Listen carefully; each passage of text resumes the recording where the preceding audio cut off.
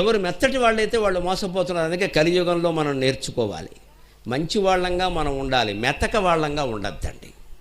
ఎవరి దగ్గరైనా మనం గట్టిగానే ఉండాలి. పని మనిషి దగ్గరైనా సరే, అది మానేస్తానంటే నీ అవసరం, మానేస్తే మానేసుకో, నువ్వు లేకపోతే ఏం ఆగదు ఇక్కడ. అలాగే మానేయకే మన నెత్తిమే ఎక్కుతుందమ్మ వచ్చి ఇక్కడ. అది రేపు చుట్టాలు వస్తారు కూడాను, కొంపలంటుకుపోతే చుట్టాలు వస్తాయి. పని మనిషి విషయంలో కూడా మనం ధైర్యంగా ఉండలేము. అంత బెంగ అవసరమా?